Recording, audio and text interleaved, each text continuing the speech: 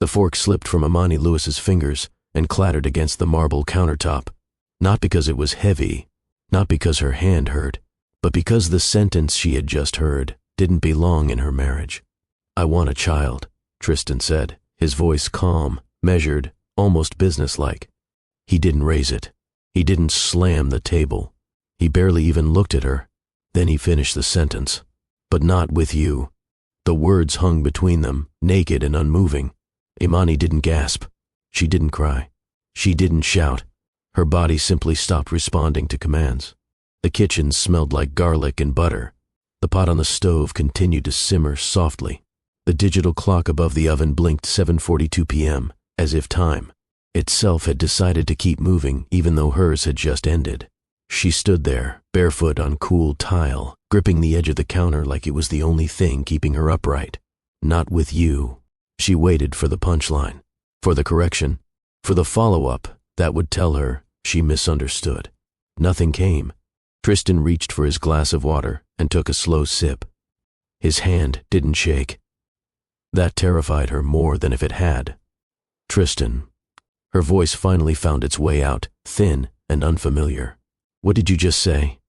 He exhaled through his nose, the way he did during tense meetings, the way he did when numbers didn't add up and patience ran low. "I said I want a child," he repeated. "I need one, and I can't keep pretending that waiting is an option. Waiting." Imani blinked, trying to clear the buzzing in her ears. "We talked about this," she said. "The doctors said—" "I know what the doctors said." His tone sharpened, just slightly. "Years of treatments, maybe this, maybe that. No guarantees." She took a step toward him without realizing it. "So what are you saying? That we try adoption? That we look at other paths?" He shook his head. A small motion. "Final. I'm saying I can't build my future around uncertainty." Her heart started beating so loudly she was sure he could hear it. "You're talking about me like I'm a business risk," she whispered. He looked up then, really looked at her, and for a split second, something flickered across his face. Regret, maybe, or fear, but it vanished. "This isn't about you personally," he said. The sentence landed worse than the first one. Imani let out a short, breathless laugh. "Not about me," she repeated. "You're standing in our kitchen, telling your wife you want a baby with someone else, and you're saying it's not about me?" He pressed his lips together. "I didn't say someone else. I said not with you." There it was again. The separation, the line drawn clean through her chest. She felt her knees weaken but refused to let them bend. She had been raised better than that. Vivian Lewis did not raise a daughter who collapsed when spoken to like she was disposable. "You married me," Imani said, her voice steadier now, fueled by something sharp and rising. "You stood in front of our families and promised me forever. Did that promise come with terms I didn't hear?" Tristan turned away, staring at the window above the sink. Outside, the city lights glowed softly against the night sky. "I thought I could handle it," he admitted. "I thought love would be enough." Her chest tightened. "And now I know it isn't." That sentence cut deeper than anger ever could, because it was honest. Imani swallowed hard. "So what happens to us?" He hesitated. That hesitation answered everything. "I need an heir," he said quietly. "My family needs one. The company." She held up a hand. "Stop." He stopped. Her palm trembled in the air between them. "You're talking about legacy," she said. "But what about love? What about us? What about the life we built?" His jaw tightened. "Love doesn't carry on a name." The silence that followed was heavier than any shouting match could have been. Imani felt something inside her chest crack open, not loudly, not dramatically, but in a way that told her it would never fit back together the same way again. She thought about the nights they stayed up talking about baby names, the way he used to rest his hand on her stomach, whispering promises to a future that suddenly felt like a lie, the way he once told her she was enough. Enough. The word mocked her now.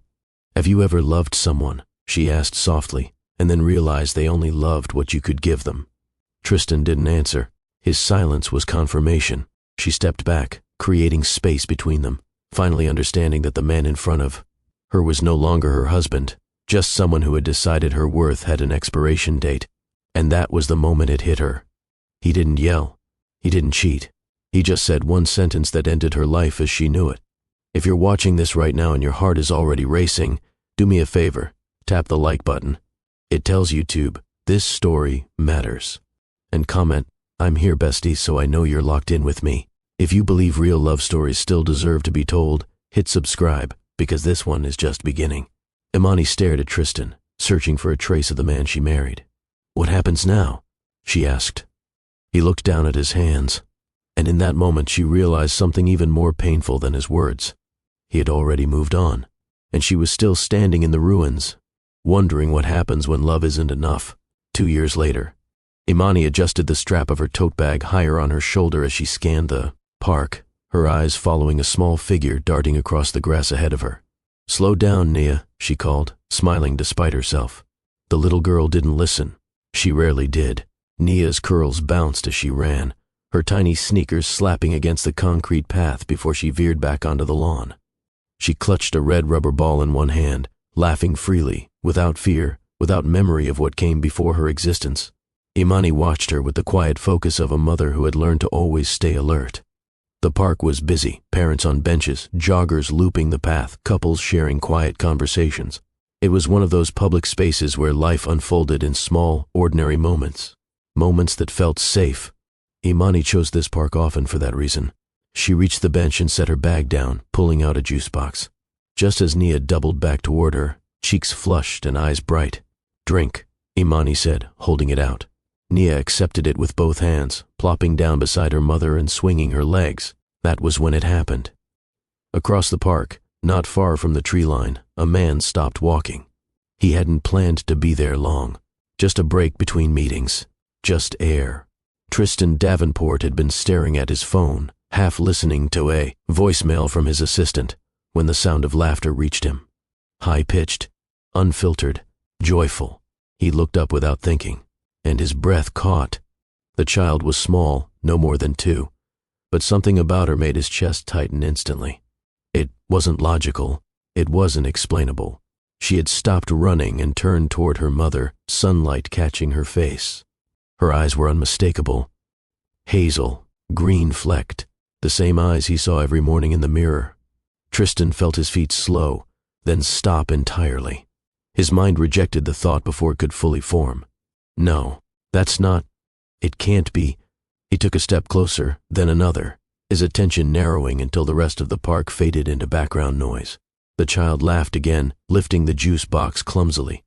The sound hit him straight in the chest. Then the woman beside her stood up. Tristan's stomach dropped. He knew that walk, that posture, the way she brushed her hand over her jeans absent-mindedly. Imani. His heart slammed against his ribs so hard it hurt. She looked different, but not in a way that made her unfamiliar. Her hair was pulled back, her clothes casual, her face calmer somehow. Stronger, alive. For a split second, he considered turning around, leaving, pretending he never saw them. But his body didn't listen. Imani felt it before she saw him. That sensation at the base of her neck, the instinct that made her straighten slowly, her gaze lifting from her daughter to scan the space ahead.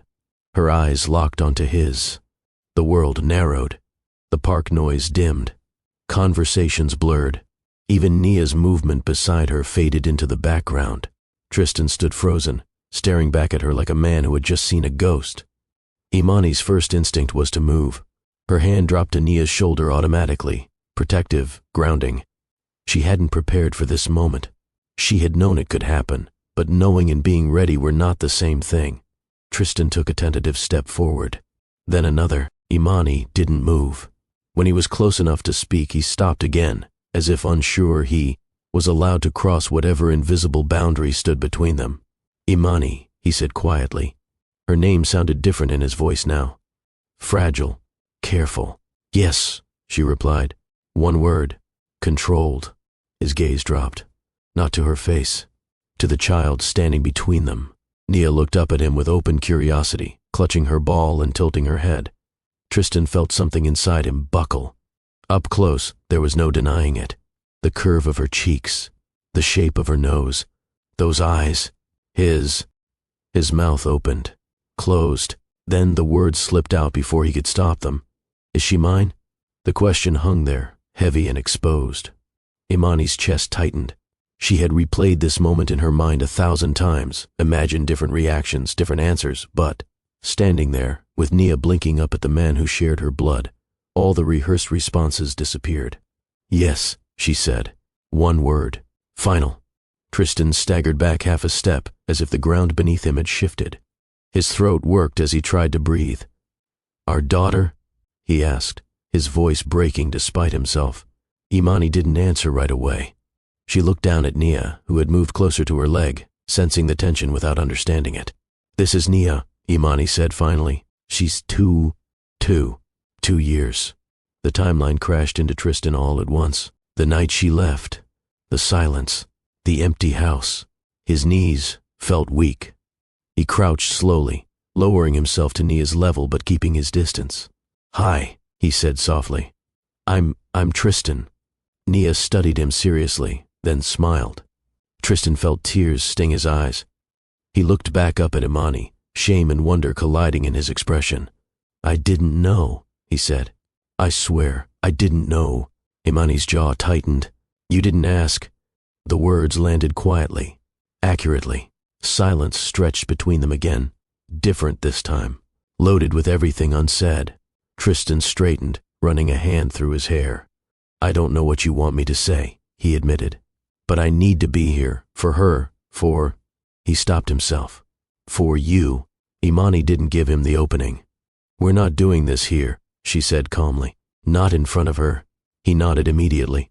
"Of course. Please, let me talk to you. Just talk." Imani hesitated, her grip tightening slightly on Nia's hand.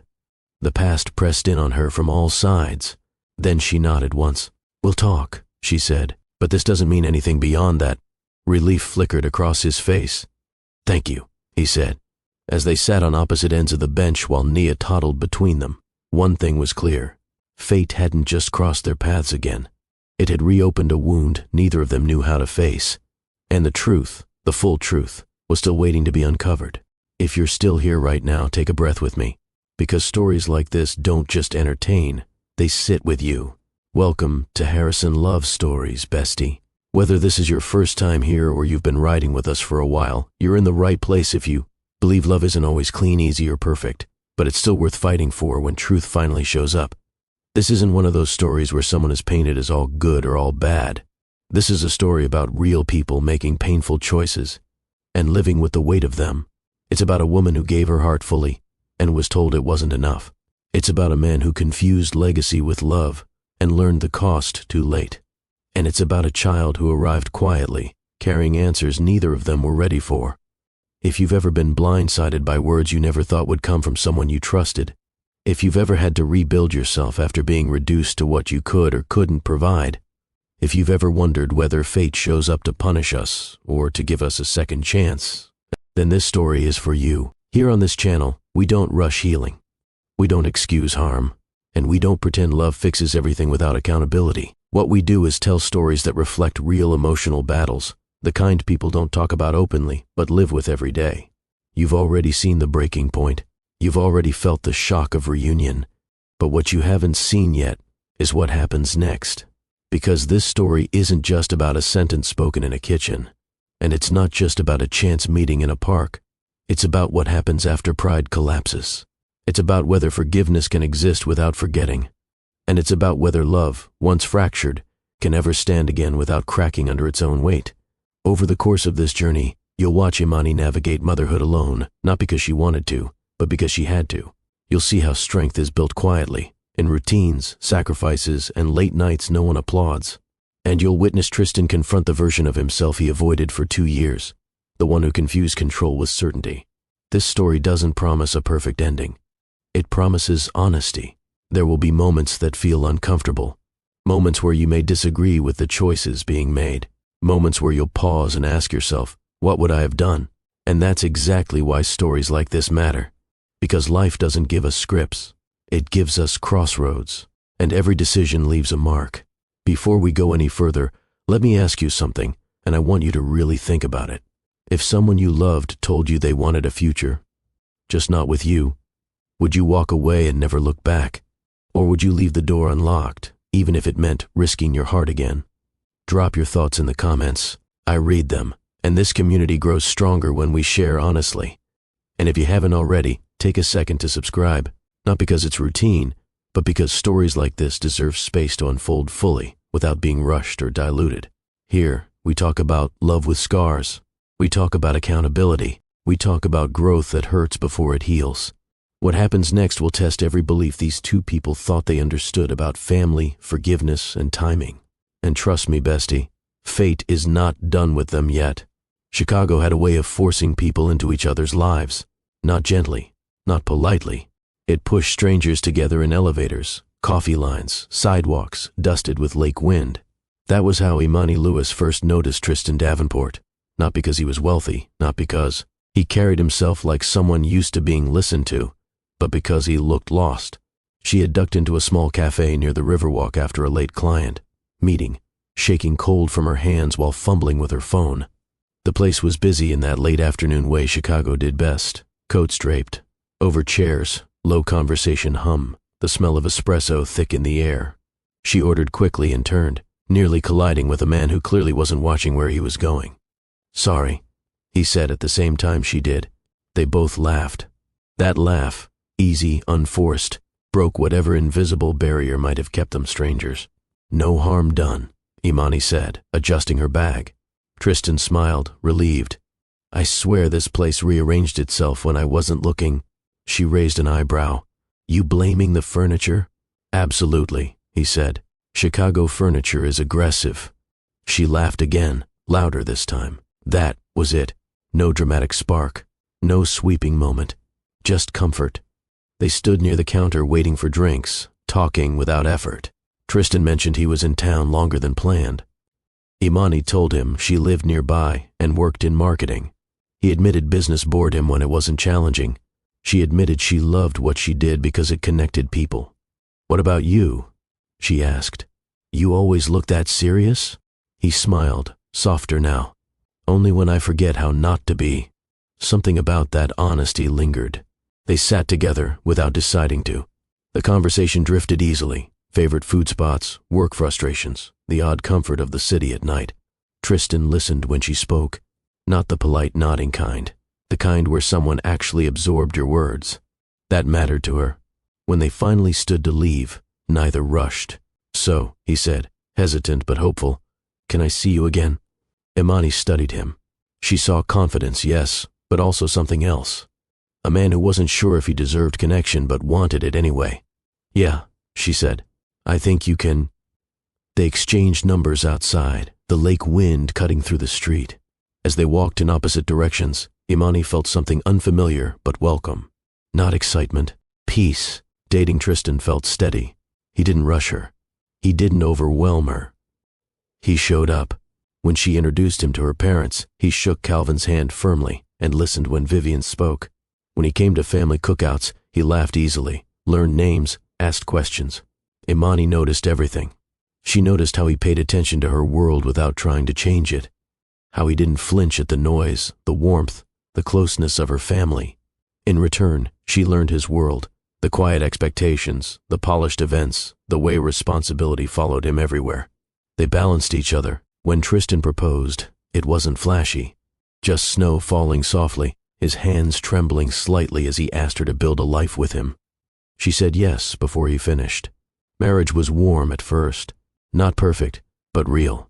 They learned routines, argued over dishes, made up quickly, built a home that smelled like comfort and familiarity. Late nights turned into future talks. "How many kids?" he asked once, half smiling. She leaned against him. "At least 2, maybe 3 if we're brave." He laughed. "I can handle that." He meant it then. They imagined names, school mornings, holiday chaos. Imani believed him when he said he wanted it with her. That belief mattered. The shift didn't come loudly. It arrived quietly, during dinners with his family where children became the only topic. During phone calls, Tristan ended abruptly.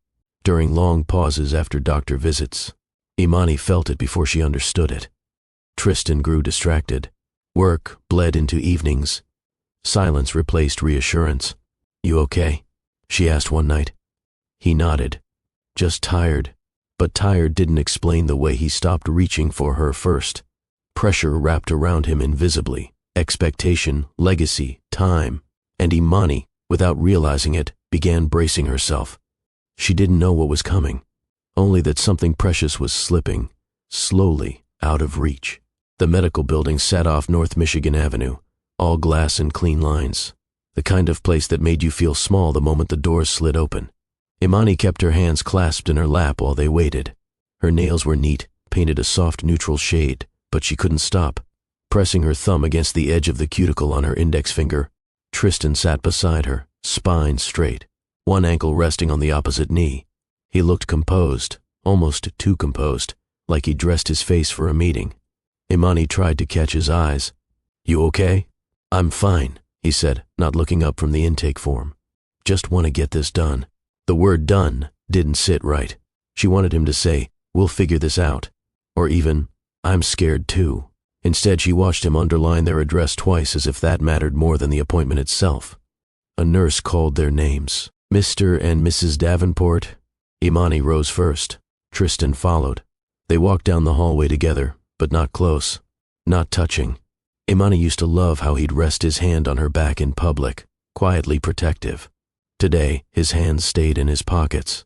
They sat in an exam room that smelled like sanitizer and paper. The doctor came in with a warm smile and a folder in his hand. Dr. Sandoval was kind. That was the problem. Kindness made bad news feel more real.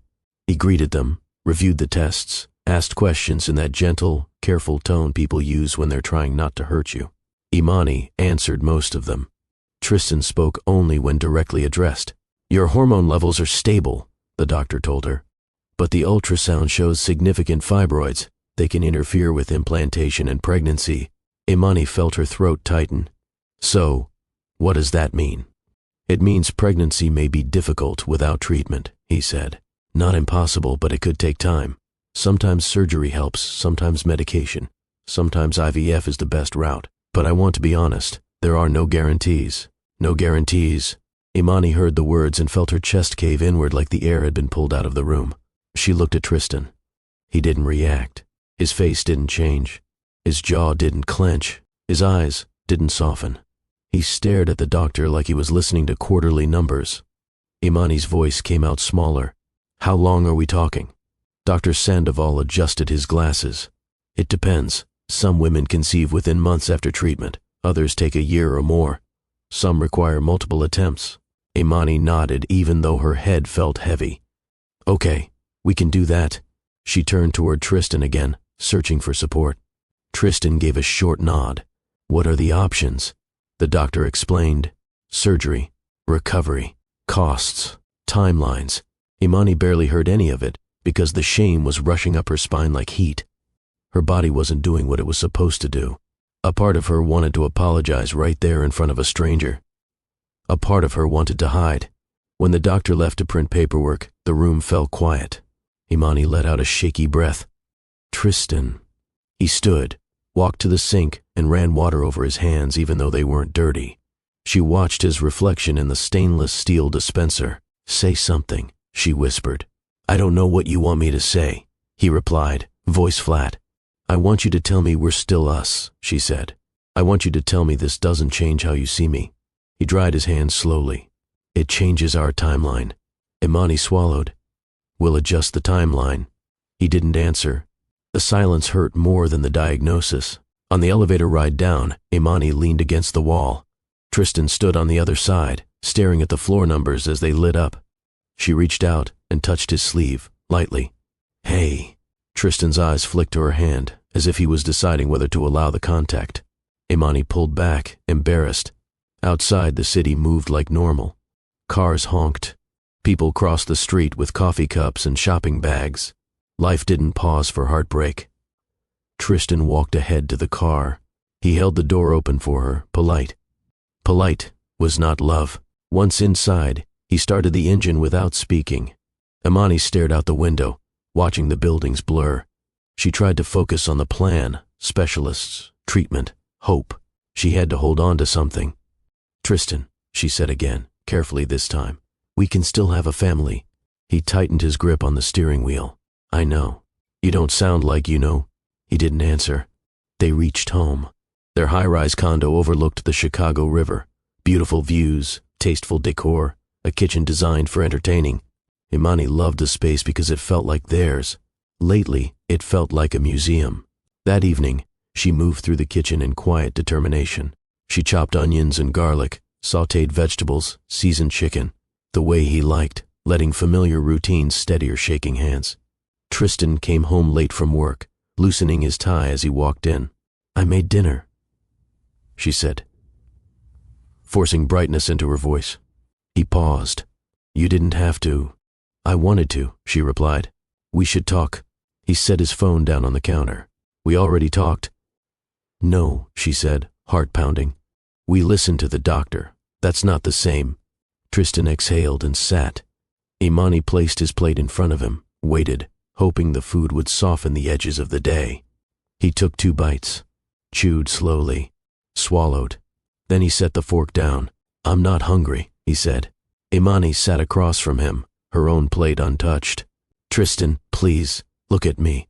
He didn't. Her voice cracked. "I know this is hard. It's hard for me too. I feel like I'm letting you down and I hate that. But I'm still your wife." That got his attention.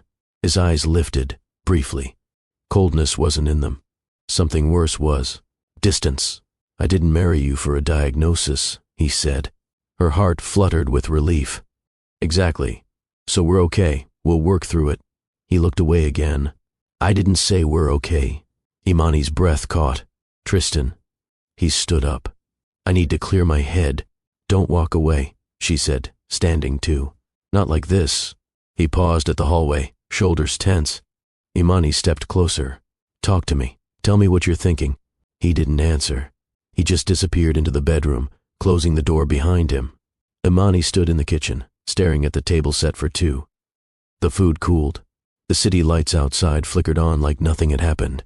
And inside, her marriage started slipping into a quiet loneliness she didn't know how to fight. Days passed. Imani kept trying. She scheduled appointments, researched specialists, printed insurance forms, and tucked them into a folder labeled Family Plan in careful handwriting. She left it on the counter where Tristan would see it. He never opened it. Tristan became a man of shorter sentences. Busy. Not now. Later didn't come. One Thursday evening, Imani decided she couldn't live on pauses anymore. She left work early, stopped by a grocery store in the South Loop, and bought the ingredients for his favorite meal. Nothing fancy, just something that used to mean home. When Tristan walked in, the apartment smelled like comfort. He paused, sniffing slightly.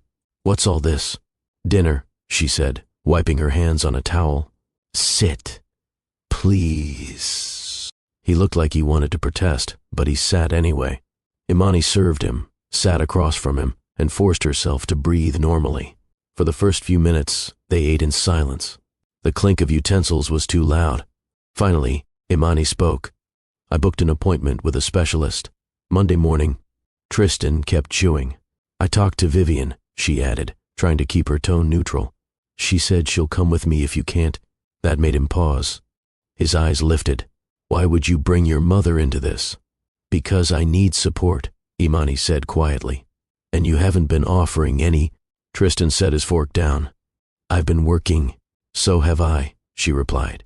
"And I still come home and try to hold us together." He stared at his plate as if it had offended him. "This isn't something you hold together with effort." Imani's voice stayed steady, but her chest tightened. "Then what is it held together with?" Tristan said nothing. Imani leaned forward, hands clasped. "Say the truth, Tristan. Whatever it is, say it." He swallowed, slow. "The truth is I'm tired." "Tired of what?" she asked. "Appointments? Waiting? Or me?" His jaw tightened. Imani's eyes stung. "Don't punish me with silence. I've been walking around this house feeling like a guest in my own marriage." Tristan took a sip of water. "You're being dramatic." Imani blinked. That word hit her like a slap because it was so dismissive. "Dramatic," she repeated. "I'm trying to talk to my husband about our life." He leaned back slightly. "We've talked about it." "No," she said firmly. "We haven't. We've been coexisting. There's a difference." Tristan ran a hand over his face. "What do you want from me?" "I want you to stay with me," she said. "In this, in us." He looked at her now, really looked. His eyes were tired. "Not from work." something heavier. Imani softened her voice. We can try treatment, we can adopt, we can do surrogacy, we can do whatever path makes sense, but it has to be together. Tristan's mouth tightened as if he tasted something bitter. I don't want adoption, he said. Imani nodded slowly. Okay, we can talk about why. I want my own child, he answered, voice rougher. A child with my blood. Imani held his gaze. A child with our blood. Tristan's eyes flickered. You don't understand the pressure. I do, she said. Your father calls every month asking about heirs. Your family treats pregnancy like a deadline. I see it. He laughed once, without humor. If you see it, why don't you see how serious it is? Imani's hands trembled slightly, but she refused to pull back. Because a child isn't a business transaction, and I'm not a machine built to deliver one. Tristan's eyes narrowed. That's not what I said. It's what you've been showing, she replied. Every time you go quiet, every time you choose work over this conversation, every time you look at me like I'm an obstacle. His jaw clenched. You're twisting things. Imani stood, pacing toward the sink, needing movement to keep from breaking. She turned back to him. I went to that doctor and felt my body betray me, she said, voice trembling. And I still walked out determined to fight, because I love you, because I wanted our family. But you walked out of that office like you were done with me. Tristan stood too, suddenly. That's not true. Then prove it, she said. Say it. Say you're not giving up. He stared at her, breathing heavier now, like the words were trapped behind something stubborn. Imani waited. Seconds stretched. Finally Tristan spoke, and his voice was low, hard. I can't wait forever, Imani. Her stomach dropped. Forever? It's been enough, he cut in. Imani stepped closer. Enough for who? For you, or for your father? Tristan's expression tightened as if she touched a nerve. Don't bring my father into it, he snapped. I will, she said, surprising herself with the strength in her voice. Because this isn't just you. You've been letting their expectations sit in our house like a third person at the table. Tristan slammed his palm on the counter, not a violent hit, more frustration than rage. I need an heir, he said. Imani's eyes filled instantly. You need a family. He stared at her, breathing hard. Imani pressed a hand to her chest. I want a child too, Tristan. I do. I want to hold our baby, see you smile the way you do when you talk about the future. But I need you to love me more than the idea of a legacy. Tristan's gaze sharpened. Then he said it again, but this time slower, like he wanted her to understand every part of it. I want a child. Imani's heart clenched, hopeful for a half second, desperate. And I'm going to have one. She stepped closer.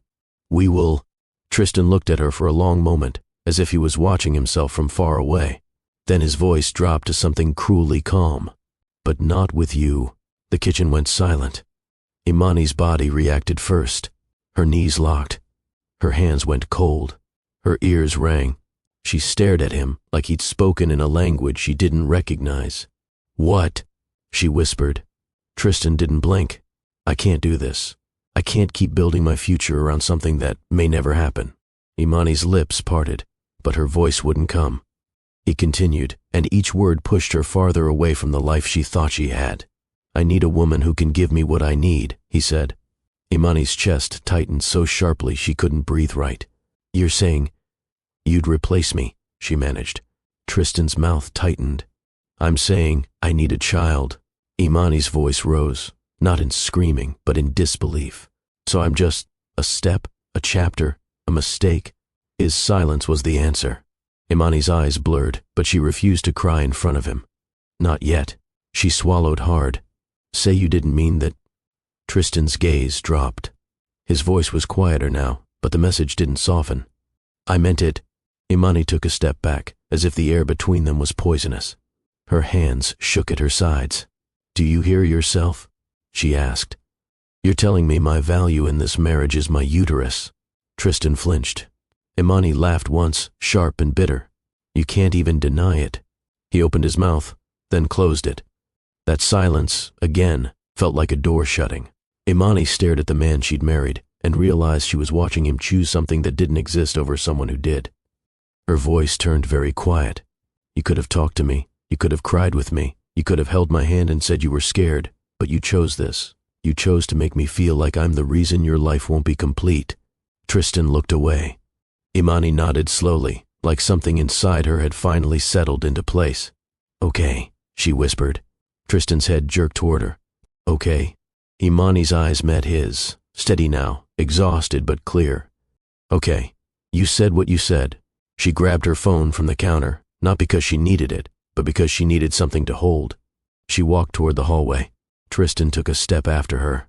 Imani. She turned back, her voice sharp for the first time. Don't. He froze. Imani's eyes glistened. You crossed a line tonight that you can't uncross. She kept walking. And if you're listening right now, bestie, I need you to pause and tell me. Comment if you think he crossed an unforgivable line. Because what he just said didn't just hurt her. It changed the entire meaning of their love. The bedroom felt too quiet. Imani closed the door behind her and leaned against it, pressing her forehead to the wood. Her heart was beating fast, but her mind felt strangely still, as if it had stepped outside of her body to survive.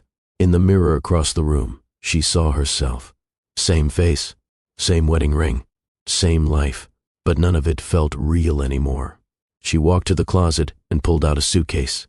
The zippers sounded loud in the silence. She began folding clothes with mechanical precision, not because she didn't feel, but because feeling too much would make her collapse. A knock came gently on the door. Imani, Tristan said softly. She didn't answer. The doorknob turned. The door opened a few inches. Imani didn't look up. Don't come in. Tristan's voice was hesitant. We should talk. There's nothing left to talk about, she replied, folding a sweater with hands that trembled despite her effort. Tristan stepped into the room anyway, stopping near the foot of the bed like he wasn't sure he belonged there. I didn't mean to hurt you, he said. Imani laughed quietly, not amused. You didn't mean to hurt me, she repeated. Tristan, you said you want a child, but not with me. What part of that is supposed to land gently? He swallowed. I panicked. Imani looked up then, her eyes sharp with tears she refused to let fall. You panicked? So you cut me. Tristan's face tightened. That's not fair. Imani zipped the suitcase halfway, her movements steady. Fair? Her voice stayed low. You think this is about fair? I was ready to fight for our family. I was ready to do treatments, surgery, whatever it took. I was ready to keep choosing you. She stood, holding the suitcase handle. And you told me I wasn't the one you wanted to choose anymore. Tristan's eyes flickered. I didn't say I don't want you. Imani stared at him. You didn't have to. You said enough. Silence stretched between them. Tristan took a step closer. Don't leave. Imani's throat tightened. You should have thought of that before you made me feel disposable. He reached out as if to touch her arm, then stopped himself. Imani grabbed her purse, sliding her keys into her palm. Tristan's voice cracked slightly. Where will you go? Imani stared at him as if he'd asked something absurd. Home. His eyes widened a fraction. This is home. Imani shook her head slowly. No. This was supposed to be home. She walked past him toward the door. Tristan followed, slower now, like each step cost him pride. At the entrance, Imani paused long enough to slip her shoes on. Her fingers trembled as she tied them. Tristan stood behind her, the air heavy. I love you, he said. Imani's chest tightened, and for a split second she almost believed the words could fix what he broke. But love didn't mean much if it came with conditions. Imani opened the door. Tristan's voice dropped. Imani, please. She turned her head slightly, not fully facing him. You want a child. You can chase that. Her voice trembled for the first time, but you don't get to chase it by stepping on me. Tristan's face crumpled for a second, but he didn't move to stop her. He didn't block the door. He didn't reach for her hand. Maybe he couldn't. Maybe he wouldn't. Imani stepped into the hallway, suitcase rolling behind her. The door clicked shut. And in that quiet sound, the marriage ended without a single scream. In the elevator, Imani stared at her reflection in the mirrored wall. Her eyes were bright with tears, but her jaw was set. She whispered to herself, barely audible, You are still worthy. The elevator descended. The city waited. And somewhere deep inside her, a new life, one she didn't yet know about, was already beginning. Imani didn't announce her arrival. She didn't call ahead. She didn't explain. She simply pulled into her parents' driveway just after midnight. The car, heavy with silence and the weight of a life she no longer recognized. The porch light was already on. Vivian Lewis opened the door before Imani could knock. One look was all it took. "Oh, baby," her mother whispered, pulling her into her arms. That was when Imani finally let herself cry. Not the sharp, choking sob she'd held back all night, but the kind that came from exhaustion, from being tired of being strong when no one else seemed willing to meet her there. Calvin appeared in the doorway, concern etched into his face. He didn't ask questions. He didn't need to. "Come on in," he said gently. "You're home. Home." The word settled around her like a blanket. Imani spent the first few days barely speaking. Her mother cooked without asking what she wanted. Her father made tea and left it on the nightstand. Her younger brother checked in with quiet jokes that didn't demand a response. No one pressured her to explain. Her extended family found out gradually, the way news spreads in close-knit circles. Soft conversations, careful glances, arms that lingered a little longer during hugs. Aunt Denise brought groceries. Cousin Renee dropped off fresh bread. Grandma Pearl sat beside her one afternoon and simply held her hand. "You don't have to make sense of it yet," Grandma Pearl said. "Just breathe." Sunday came. Imani hadn't planned to go anywhere. But Vivian laid out her dress anyway, same way she had when Imani was a teenager. The church welcomed her like she'd never left. No whispers, no judgment, just warmth. People didn't ask what happened. They asked how she was. That difference mattered. In that space, between hymns and quiet prayers, Imani remembered who she was outside of being a wife.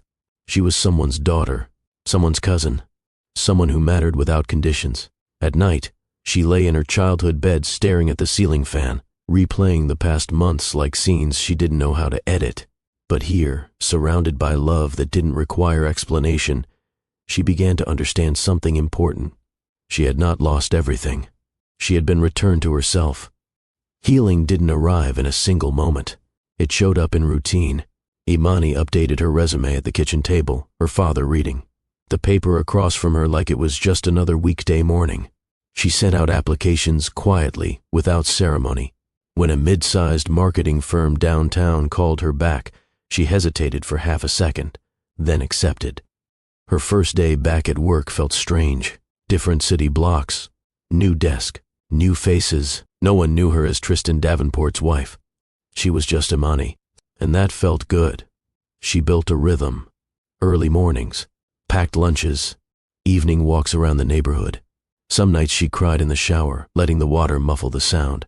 Other nights she laughed with her brother over old stories. She started sleeping better. She stopped checking her phone for messages that never came. Weeks passed. Imani noticed the shift when she caught her reflection in a storefront window and didn't look away. Her shoulders were straighter, her eyes steadier. She wasn't healed, but she was healing. One afternoon, while reorganizing old boxes in her childhood closet, she found her wedding album. Her hands trembled as she flipped through the pages. There they were, smiling, hopeful. She closed the book without anger, just acceptance. Later that night, Vivian sat beside her on the couch. "You know," her mother said softly, "your worth was never tied to what you could give someone else." Imani nodded. "I'm starting to believe that." That belief became her anchor.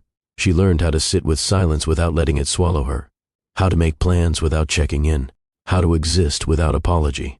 She didn't rush into anything new. She wasn't trying to replace what she lost. She was rebuilding. The fatigue came first.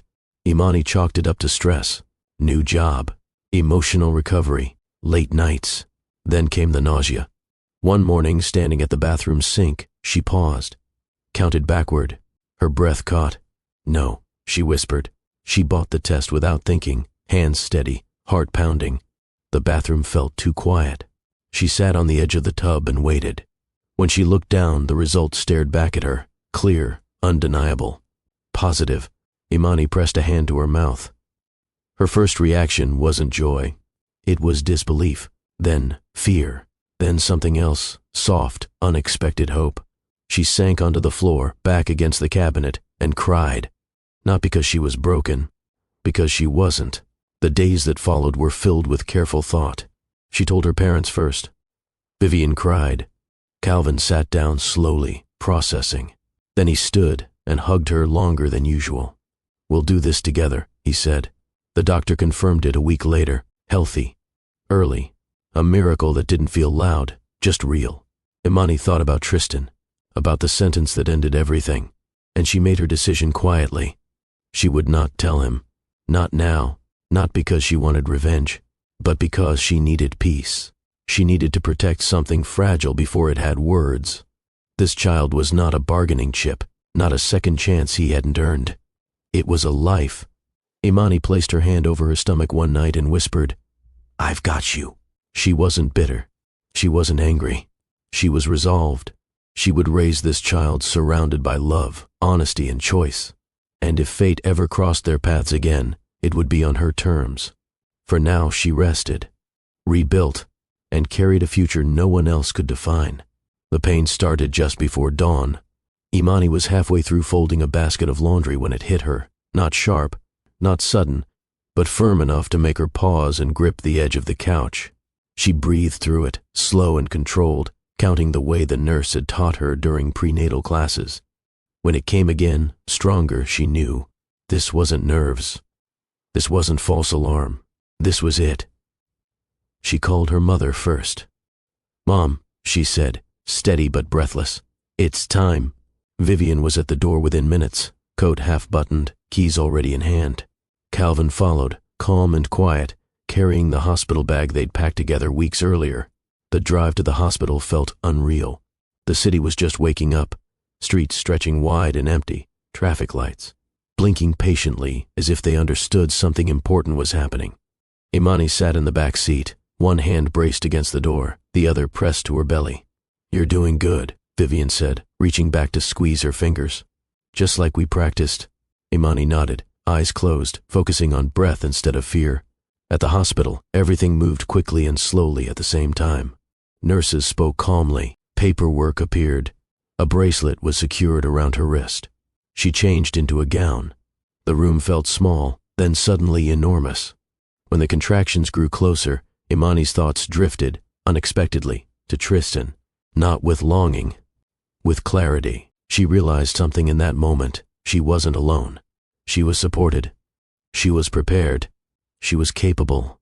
The hours blurred together. Sweat, encouragement, pain that felt overwhelming until it passed, again and again. "Imani," the nurse said gently, "it's time." Imani gripped the rails of the bed, heart racing. Her mother stood on one side, calm and grounded. Her father waited just outside, giving her space but staying close. She pushed with everything she had. And then, a sound, small, new, powerful. The cry cut through the room, sharp and alive. Imani's breath caught in her throat. "Congratulations," the nurse said, smiling. "You have a beautiful baby girl." They placed her on Imani's chest, warm and trembling, eyes still closed, skin soft against her own. Imani broke. Tears streamed freely down her face as she stared at this tiny person who had arrived with no conditions attached. "Hi," she whispered. "Hi, baby." The world narrowed to that moment. The way her daughter's fingers curled instinctively around her own, the steady rise and fall of her tiny chest, the weight that somehow felt lighter than air. Imani kissed her forehead and laughed through tears. "I did it," she whispered. "We did it." When the nurse asked if she had a name, Imani didn't hesitate. "Nia," she said softly. Vivian smiled. "That's beautiful. It means purpose," Imani said, voice full. "And she already has one, Nia Lewis." The name settled into the room like it belonged there. Later, when the room was quiet and the city hummed outside the window, Imani held her daughter close and allowed herself one deep, steady thought. She would never let anyone make this child feel unwanted. Never. Motherhood changed Imani in ways she hadn't expected. Not all at once. In layers. The first months were exhausting. Sleepless nights. Crying spells that left both of them worn out. Diapers changed in the dark. Bottle warmers humming softly at 3 a.m. But there was also wonder. The first time Nia smiled, wide and toothless, Imani felt something in her chest unlock. The first laugh came unexpectedly during a diaper change, bright and surprising, filling the room with sound. Imani learned quickly how to function on little sleep, how to read cries, how to accept help without shame. Her family rotated shifts without discussion. Aunt Denise watched Nia while Imani napped. Calvin took early morning walks with the stroller. Vivian sang old songs while rocking Nia to sleep. The community wrapped around them naturally. At church, Nia became everyone's baby. Someone always wanted to hold her, smile at her, whisper blessings into her curls. Imani watched it all with quiet gratitude. She returned to work part-time first, then full-time, balancing schedules with practiced precision. Mornings were rushed but purposeful. Evenings were sacred. She learned to do more with less and found herself richer for it. Nia grew quickly. She crawled before Imani felt ready, walked early, determined and wobbly, spoke her first word, Mama, on a random Tuesday morning that made Imani sit down on the floor and cry again. Toddlerhood brought its own challenges. Tantrums in grocery store aisles, endless questions, sticky hands and stubborn independence, but also joy. Nia loved books, loved music, loved anything with wheels. She laughed with her whole body, falling backward when something delighted her too much. Imani found herself smiling more, not because life was easy, but because it was full. On weekends they visited parks.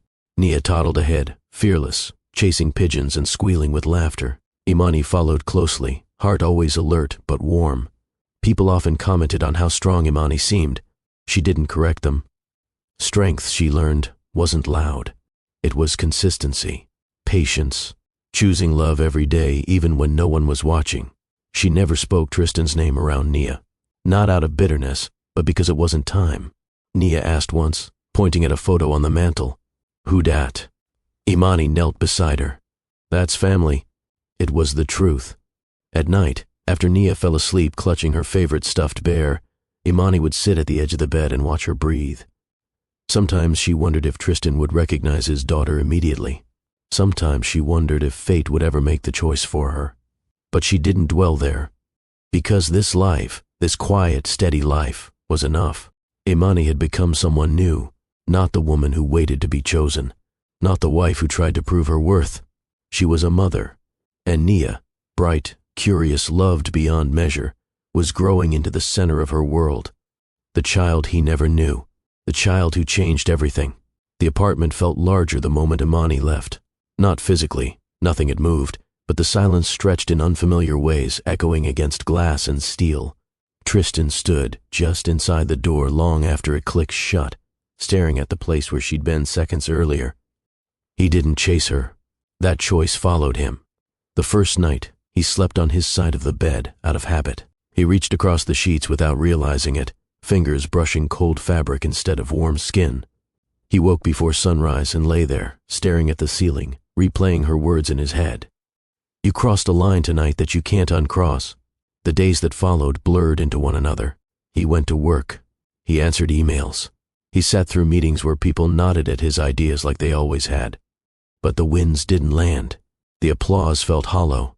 The apartment became unbearable. The kitchen table where they once shared quiet breakfasts now felt accusatory. Her coffee mug stayed in the cabinet for weeks before he finally shoved it to the back, unable to throw it away. He tried distractions. Long hours at the office, late dinners with colleagues, a few half-hearted dates suggested by friends who didn't know the details. The first date ended after one drink. She was nice, smart, curious, and completely wrong.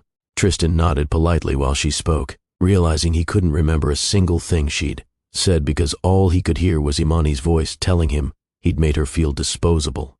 The second date didn't even make it to dinner. He stared at his phone halfway through her story and excused himself, lying about an urgent call. He stopped trying after that. At night, he walked the city alone, past restaurants they used to love, past storefronts where they once argued playfully over window displays. Chicago hadn't changed. He had. The house grew emptier, laundry piled up because she wasn't there to fold it with him. The fridge stayed bare. The silence got louder. One evening he sat on the couch and scrolled through old photos on his phone. Imani laughing at a street festival. Imani asleep on his shoulder during a late flight. Imani smiling on their wedding day, eyes full of trust. His chest tightened. He put the phone face down and leaned forward, elbows on his knees, staring at nothing. This wasn't supposed to happen, he muttered to the empty room. Work became a refuge in a prison. He threw himself into projects, stayed late, volunteered for meetings that didn't matter. His assistant noticed the shift. "You okay?" she asked one afternoon. "Fine," he said automatically. But even he didn't believe it. He started waking up in the middle of the night with his heart racing, mind replaying that kitchen scene with ruthless precision. He thought about what he could have said differently, how he could have listened instead of calculating, but the past didn't care. The regret settled in slowly, not dramatic, not sudden, but persistent. He missed her voice in the mornings.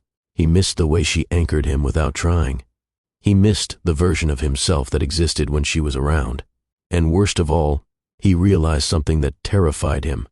He didn't miss the idea of a family. He missed her. The confrontation came on a Sunday afternoon. Tristan hadn't planned it.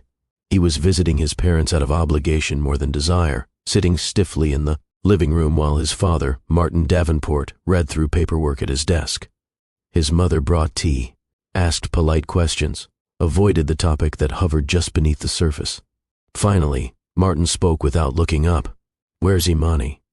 Tristan stiffened. "She's not here." That got his father's attention. Martin lowered the papers and studied his son. "What do you mean?" Tristan exhaled slowly. "We separated." His mother froze mid-step. "Separated?" she repeated. "Why?" Tristan hesitated, then said it. Not defensively, just truthfully. "She couldn't give me a child." The silence that followed was heavy. Martin's expression hardened, not with anger, but disappointment. "That's what this is about?" he asked. Tristan frowned.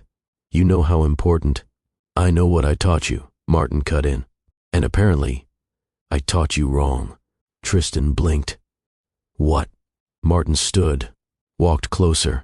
"You think legacy is about bloodlines, about names on buildings? You think that's what lasts?" Tristan didn't answer. Martin shook his head slowly.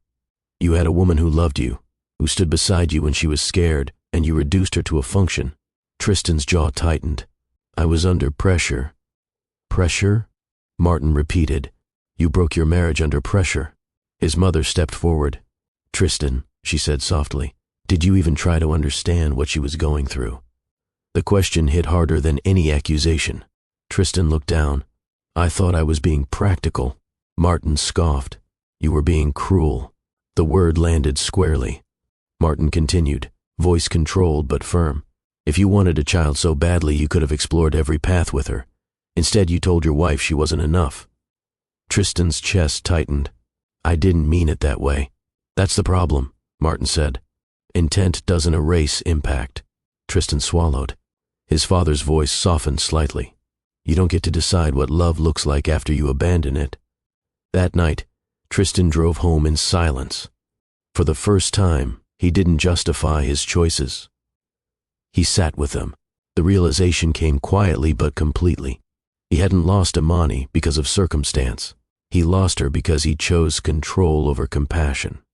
The next morning, he tried to call her. The number rang once, then went straight to voicemail. He tried again. Nothing. He searched old emails, text threads, social media. Her profiles were private, her address unchanged, but he didn't dare show up. Weeks turned into months. He asked mutual acquaintances discreetly. No one had details. "She moved," someone said.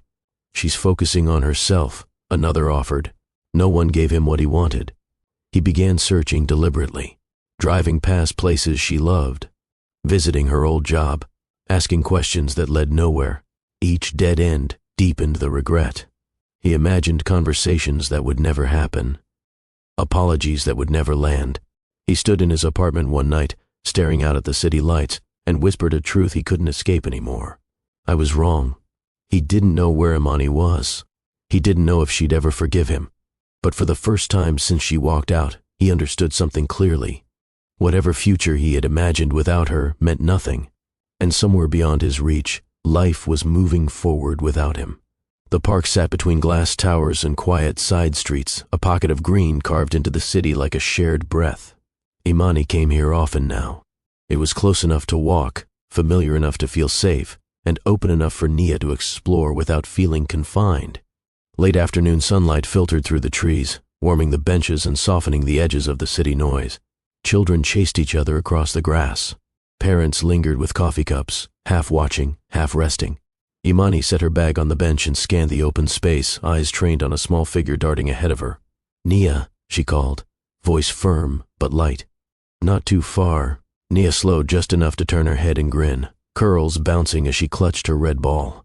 She laughed, a sound so free it still caught Imani off guard sometimes. 2 years in, it still amazed her how joy could live so easily in such a small body.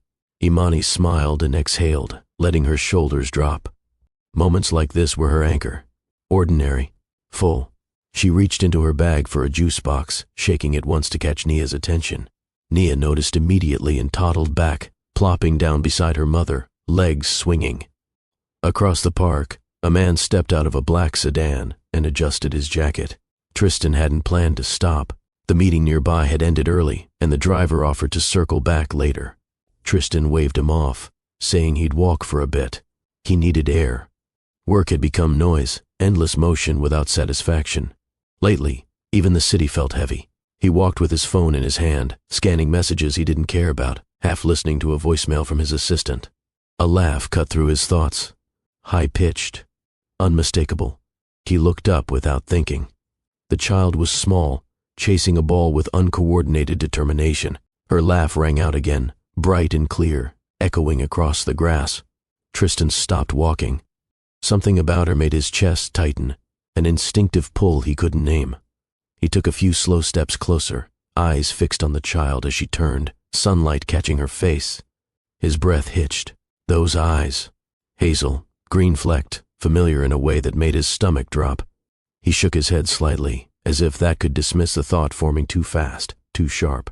No, it's not. It can't be. The child ran back toward a bench, clutching a juice box now, her laughter softening into content hums. Tristan followed her line of movement, and that was when he saw her. Imani.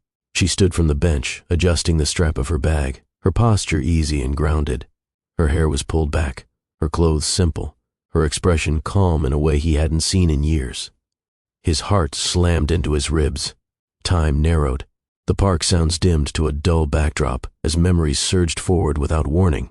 Her smile, her voice, the last look she gave him before walking out the door. Tristan froze. Imani felt the shift before she saw him. It was a familiar sensation now, the awareness that came from being a mother first. She lifted her head, scanning the space ahead. Her eyes met his. The moment stretched. Neither moved. Nia tugged at Imani's hand. "Mama," she said softly, pointing at the grass. Imani didn't look down. Her gaze stayed locked on Tristan, heart pounding in a rhythm she hadn't felt in a long time. He took a step forward. Imani's hand slid protectively to Nia's shoulder without conscious thought. Tristan stopped again, uncertainty written across his face. He looked smaller somehow, stripped of the certainty that once defined him. "Imani," he said, voice low and careful, like he was afraid to break something fragile. "Yes," she replied. One word. Controlled. They stood facing each other, the distance between them filled with years of silence and unspoken truth. Nia shifted closer to her mother's leg, peeking around it with curiosity. Tristan's eyes dropped. Everything inside him tilted. Up close, there was no denying it. The curve of Nia's cheeks, the shape of her nose, those eyes, his eyes, looking up at him without recognition or fear. Tristan felt his knees weaken. He crouched slowly, bringing himself to Nia's level, careful not to rush her. "Hi," he said gently. Nia studied him with serious interest, clutching her ball to her chest.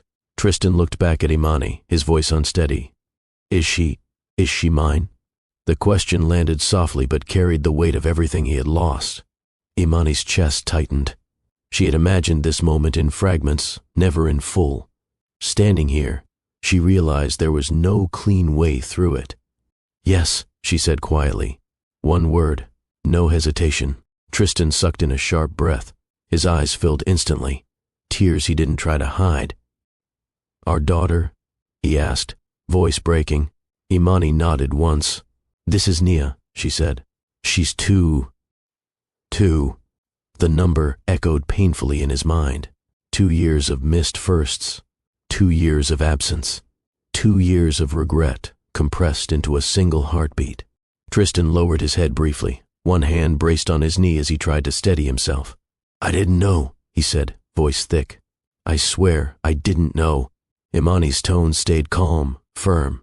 You didn't ask. The truth settled between them. Nia reached out tentatively, touching Tristan's sleeve. You funny, she said, smiling. The sound of her voice broke him. Tristan laughed through tears, a soft, breathless sound. Yeah, he said quietly. I guess I do look funny. He looked at Imani again, his expression raw. I'm so sorry. Imani didn't respond immediately. She watched Nia carefully, noting how relaxed she was, how unafraid. I never planned to tell you like this, Imani said at last. Or here. Tristan nodded. I know. I don't deserve. He stopped himself. I just want to know her. If you'll let me. Imani's grip tightened on her bag strap. This doesn't change what you said to me, and it doesn't erase what it took to build this life. He swallowed. I know. They stood in silence, the truth settling into new shapes neither of them fully understood yet. They sat on opposite ends of the bench, while Nia toddled between them. Occasionally dropping her ball and squealing when it rolled away, Imani spoke first. If this is going to happen, she said evenly, it happens on my terms. Tristan nodded immediately. Anything. You don't get access without accountability, she continued. You don't make promises you can't keep, and you don't confuse being her father with having control over our lives. His shoulders slumped slightly. I understand. You will earn trust, she said, slowly, with consistency, not words. He met her eyes. I can do that. Imani studied him for a long moment, measuring not his remorse, but his restraint. We start with supervised visits, she said. Public places. Schedules we agree on. Tristan nodded again. Yes, and Nia's stability comes first, Imani added. Always, always, he repeated. Imani exhaled, a controlled release of tension she hadn't realized she was holding. They exchanged numbers. Practical. Necessary. As they stood to leave, Nia tugged at Tristan's hand. Bye, she said cheerfully. Tristan knelt again, smiling softly. Bye, Nia. Imani watched them, her expression unreadable. As they walked away, she felt the familiar weight of responsibility settle on her shoulders again, but also something new. Possibility. And before we move on, bestie, I want to ask you, would you have told him sooner? Comment below, because choices like this don't come with easy answers. The first visit was uncomfortable for everyone involved. Imani arrived early, as she always did. She chose a small public library branch not far from her parents' house. Neutral ground, quiet, familiar. Nia clutched her favorite stuffed bear while Imani filled out the visitor log, her posture calm but alert. Tristan showed up 10 minutes early. That alone surprised her. He stood near the entrance, hands clasped loosely in front of him, looking unsure of where to place himself. The confidence that once filled every room he entered was noticeably absent. Imani approached without smiling, without hostility. This is Nia's time, she said evenly. We keep it simple. Tristan nodded immediately. Of course. Inside the children's reading area, Nia sat on the rug flipping through a picture book. Tristan hovered at first, unsure whether to sit beside her or across from her. Imani noticed everything. The hesitation, the restraint, the effort not to overwhelm. That mattered. Eventually, Tristan lowered himself onto the rug a short distance away. What's that? He asked gently, pointing at the book. Nia glanced up, suspicious but curious. Bear, she said. A bear, Tristan echoed, smiling softly. He looks friendly. Nia considered this, then nodded. The moment was small, awkward, unpolished, but it was a beginning. Over the next few weeks, visits became routine. Always scheduled, always in public, always centered on Nia. Tristan learned quickly that fatherhood wasn't instinctive, it was learned. He struggled at first. Held toys the wrong way, misjudged snack timing, forgot wipes more than once. He never blamed Imani. Thank you for reminding me, he said when corrected. I'll do better. And he did. He showed up consistently. He listened. He followed instructions without debate. Imani watched from a careful distance, arms folded loosely, heart guarded but observant. Nia warmed slowly. She started greeting him with small waves, then smiles, then tugging at his sleeve when she wanted help with something. One afternoon at a playground, Nia stumbled and scraped her knee. Before Imani could react, Tristan knelt instinctively, voice calm. "It's okay," he said gently. "I've got you," Nia cried briefly, then settled against him. Imani's chest tightened, not with jealousy but with something heavier. Acknowledgement. Later that evening, Imani noted quietly, "You handled that well." Tristan nodded. "I'm learning." There was no pride in his voice, just commitment. Consistency changed the atmosphere. Weeks passed, then months. Tristan never missed a visit, never arrived late, never pushed for more than what was offered. When Imani adjusted schedules due to Nia's needs, he adapted without complaint.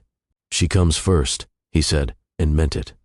That consistency reached beyond Nia. He respected Imani's boundaries. No personal questions unless invited. No attempts to revisit the past without permission. When he spoke carefully. "I'm sorry," he said once, quietly, as they watched Nia nap in her stroller. "I know apologies don't fix things, but I want you to hear it anyway." Imani didn't respond right away. She didn't need to. Action was speaking louder. Gradually, her family noticed too. Vivian watched from the kitchen window one afternoon as Tristan helped Nia stack blocks, patient and focused. "He's different," Vivian said later. "He has to be," Imani replied. "This is the only way forward." Calvin was slower to soften. He observed from a distance, assessing not words but patterns. One evening, after Tristan left, Calvin spoke. "He shows up," Calvin said simply. "That counts for something." It wasn't forgiveness, but it was acknowledgement. Nia grew more comfortable by the day.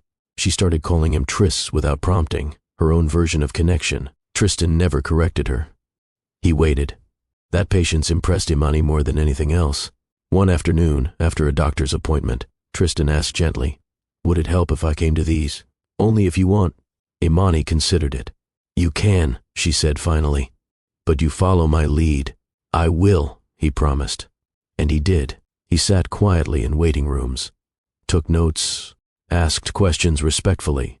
He learned Nia's routines, her preferences, her fears. He learned, slowly, how much he had missed. Imani noticed herself relaxing, just slightly, not forgiving, not forgetting, but allowing space. Her family softened in response. Dinners became less tense when Tristan was mentioned. His name stopped being avoided. One Sunday afternoon, Vivian invited him to stay for dinner after a visit. It wasn't a celebration. It was an invitation. Tristan thanked her sincerely. At the table, conversation stayed light. Nia babbled happily, unaware of the weight shifting around her. Imani watched it all carefully. She didn't romanticize the moment. She didn't rush it, but she acknowledged it. Trust wasn't rebuilt through grand gestures. It was rebuilt through repetition, through restraint, through humility, through showing up even when it was uncomfortable. And one evening, as Tristan helped buckle Nia into her car seat, she turned to him and said clearly, "Thank you for respecting this process." He met her eyes, earnest. "It's the least I can do." For the first time since the night everything broke, Imani believed him. Not because she needed to, but because his actions had earned the space to be believed. Autumn arrived quietly, the way real change often did. The trees lining the walking path near the river shifted day by day, green giving way to deep amber and gold. Leaves collected along the edges of the sidewalk, crunching softly beneath passing footsteps. The air carried a mild chill, just enough to make a person aware of their breath. Imani zipped her jacket and slowed her pace slightly, letting Nia settle into the stroller with a snack. Tristan walked beside her, hands in his pockets, matching her speed without trying to lead. They had been walking together more often lately. Not dates, not attempts to reclaim anything, just shared time, structured around Nia, anchored in routine. Today felt different. Nia grew drowsy halfway through the walk, eyelids fluttering before finally closing. Imani adjusted the blanket, checking her breathing, then straightened. Tristan noticed. "She's out?" "Yes," Imani replied. "She'll sleep for a bit." They continued in silence for a few moments, the sound of their footsteps steady and unhurried. Finally, Tristan spoke. "I've been wanting to say something," he said carefully, "but I didn't want to push." Imani nodded. "You can say it."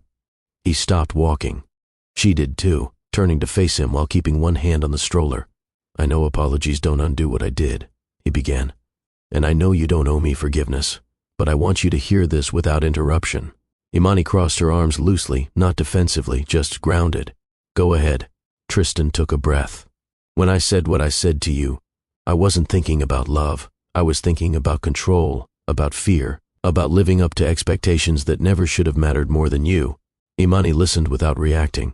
I reduced you, he continued, voice steady but thick. I reduced our marriage. I spoke to you like you were a problem to be solved instead of a person to be loved, and I will carry that shame for the rest of my life. He paused, swallowing. I don't expect you to forget it. I don't expect you to excuse it. I just want you to know that I see it now, fully, and I hate that it took losing everything to understand. The words settled between them, heavy but honest. Imani looked out toward the river, watching the water move steadily past fallen leaves. When you said that sentence, she said quietly, it didn't just hurt me. It changed how I saw myself for a long time. Tristan nodded. I know. I questioned my worth, she continued. Not as a wife, but as a woman. I wondered if love was always conditional and I just hadn't realized it yet. Her voice stayed even, but the weight behind it was unmistakable. Tristan closed his eyes briefly. I did that to you. Yes, she said. You did. Silence followed, not tense, just real. Imani turned back to him. Here's the truth. You may not be ready for. He met her eyes. I don't forgive you because you showed up consistently. I don't forgive you because you changed. And I don't forgive you because you're Nia's father. He stiffened slightly, bracing himself. I forgive you, she said, because holding on to that pain was costing me peace. His breath caught. Forgiveness doesn't mean trust, she added. It doesn't mean the past disappears. It means I refuse to let that moment define who I become. Tristan's eyes filled, but he didn't speak. Imani took a slow breath. You broke something important. And some things don't go back to how they were. But that doesn't mean nothing can exist in its place. She rested her hand lightly on the stroller handle. This is me letting go of anger, she said, not erasing accountability. Tristan nodded, visibly emotional. Thank you. Imani's gaze sharpened slightly. Don't thank me like it's a gift. Treat it like a responsibility. I will, he said immediately. They resumed walking, the path ahead quiet and open. For the first time since everything fell apart, Imani felt the tension in her chest ease. Not because the past was resolved, but because it was no longer controlling her future. The decision didn't arrive with fireworks. There was no dramatic confession, no sweeping declaration. It arrived in small moments, in how Tristan waited for her answer instead of assuming one, in how he accepted her boundaries without negotiation, in how he continued to show up even when the progress felt slow. Weeks passed after that walk. Nothing rushed forward, but nothing pulled back either. One evening after Nia had fallen asleep in her crib, Imani sat at the kitchen table reviewing her schedule for the week. Tristan stood nearby, washing a few dishes from dinner, a task he'd taken on naturally during shared evenings. He dried his hands and turned to her. Can I ask you something? She looked up. You can ask. He hesitated. Do you see any version of us, beyond co-parenting? Imani studied him carefully. I see potential, she said honestly. But potential doesn't promise outcome. He nodded. That's fair. I don't want a fairy tale, she continued. I don't want grand gestures or empty certainty. If we try again, it has to be intentional, slow, built on truth, not fear. I want that, he said. She held his gaze. I won't be chosen second, not to legacy, not to image, not to comfort. You won't be, he replied without hesitation. Imani leaned back slightly. And if we ever reach a point where one of us feels small again, we talk. Immediately. Yes. She considered him for a long moment, then spoke the words carefully. Then we can try, she said. Not because we owe each other, but because we're choosing to. Tristan didn't move right away. He didn't rush to touch her or celebrate. He simply nodded, eyes steady. Thank you for trusting me with that choice. Imani exhaled slowly. Love, she realized, wasn't about returning to what once existed. It was about building something new with full awareness of what had failed before. They didn't move back in together right away. They didn't announce anything to anyone. They moved forward deliberately, hand in hand, side by side, with eyes open. The first gathering wasn't announced as anything special. No labels, no declarations. It was simply Sunday dinner. Vivian insisted on hosting, as she always did when she sensed something important was settling into place. The table was set early, the house already filled with familiar sounds, pots clinking, soft music playing in the background, Calvin moving between rooms with quiet purpose. Imani arrived with Nia just after noon. Tristan followed in his own car. That detail mattered. No assumptions. No rushing. Nia burst through the front door first, excitement bubbling over as she spotted familiar faces. "Grandma," she called, arms outstretched. Vivian scooped her up instantly, laughter filling the room. "There's my sunshine." Calvin smiled from across the room, kneeling to Nia's level when she spotted him next. "Hey there, superstar." Tristan stood just inside the doorway, hands clasped loosely, observing. He didn't step forward until Vivian turned to him. "You can come in," she said simply. He nodded. "Thank you." The room shifted, not dramatically but noticeably. Imani felt it. The quiet acknowledgement that something new was forming, careful and intentional. Dinner unfolded naturally. Conversation stayed light at first. Work updates, neighborhood news, Nia's favorite cartoons. Tristan answered questions politely but briefly, never steering attention toward himself. He helped clear plates without being asked. He laughed when Nia insisted he sit beside her. He listened more than he spoke. Calvin watched closely. After dessert, while Nia played on the living room rug with her cousins, Calvin stepped outside with Tristan. The door closed softly behind them. Imani noticed but didn't intervene. Later, when they returned, Calvin's expression was unreadable, but not closed. That was enough. As weeks passed, these moments became more common. Not celebrations, not reunions, integration. Imani's family didn't forget what had happened. They didn't erase the past, but they acknowledged the present. Nia thrived in the middle of it all.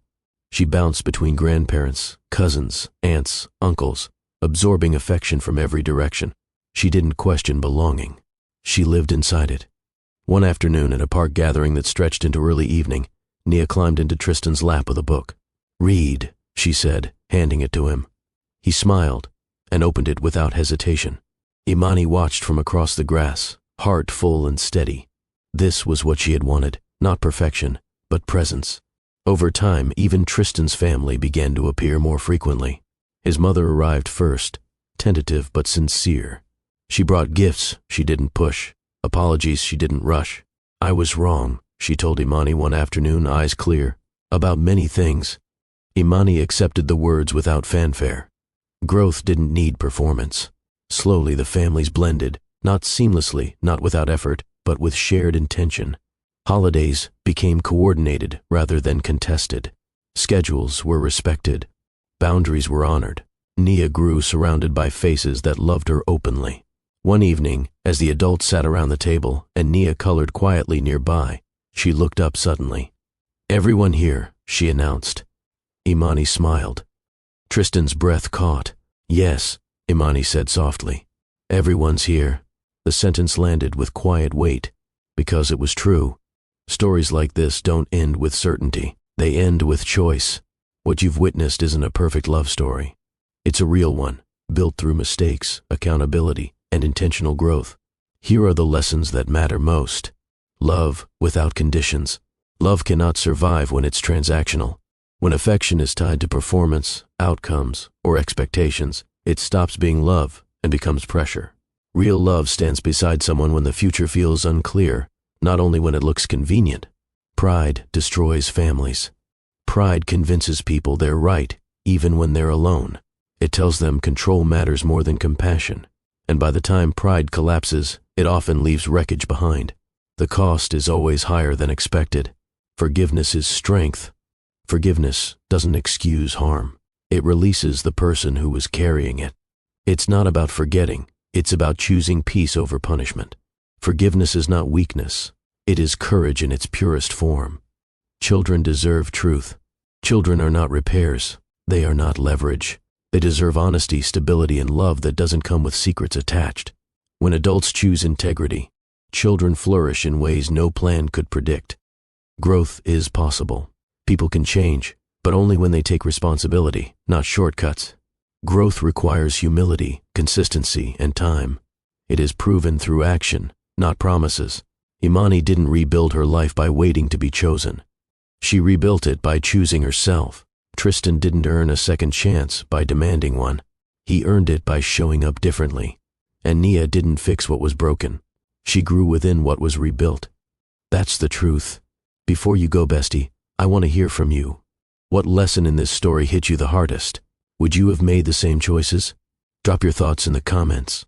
Someone reading them might need your perspective more than you realize.